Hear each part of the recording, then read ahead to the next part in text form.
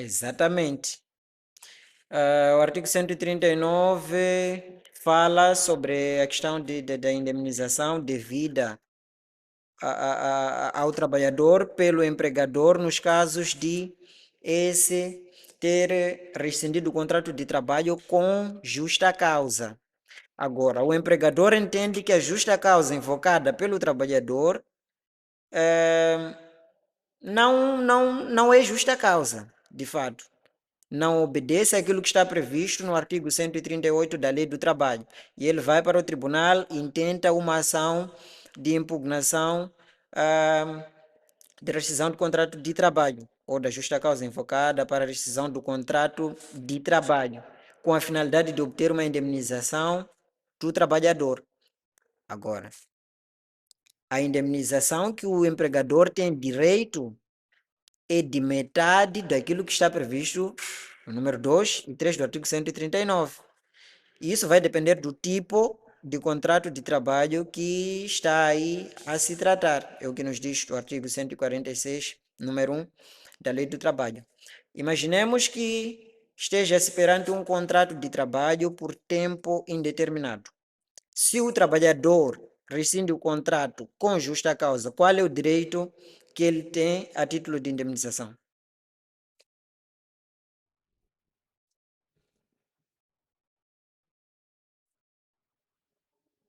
Exatamente. Se o contrato for por tempo indeterminado, são 45 dias de salário por cada ano de serviço.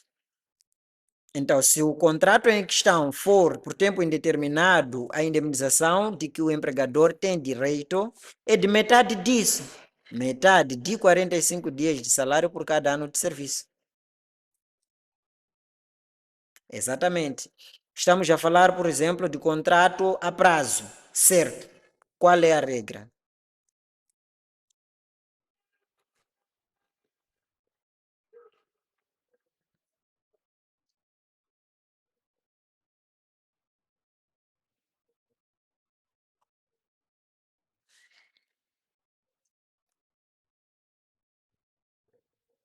Exatamente, pelo resto do tempo que ele deveria trabalhar, as prestações que iriam se vencer até ao termo do contrato, né?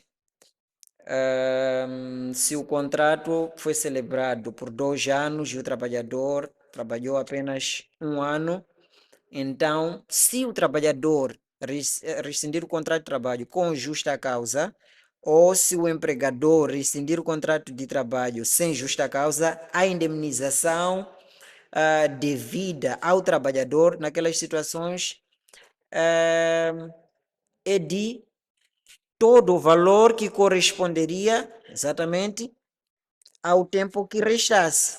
Então, se ele trabalhou um ano, ficava o empregador obrigado a lhe pagar o outro ano que faltava ou que restava a título de indemnização. Então, se numa ação de impugnação de rescisão de contrato de trabalho intentada pelo empregador for declarada procedente e o trabalhador ter que pagar a indemnização nos termos da lei substantiva, da lei de trabalho ao empregador, será metade daquilo. Então, tratando-se do trabalhador com rescisão, com justa causa, trabalhou um ano, falta um ano por pagar, né? O empregador seria obrigado a pagar o ano que faltasse. Se o contrato foi assinado por 2 anos, trabalhou um ano, então paga todo o salário que é devido para o ano que falta. O empregador teria que fazer isso. Agora, se for o trabalhador que terá a indemnizar o empregador, nessas condições, irá pagar metade disso, se o contrato de trabalho for a prazo certo.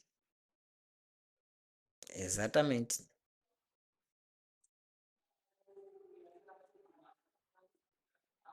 Não, não é assim. Não é assim.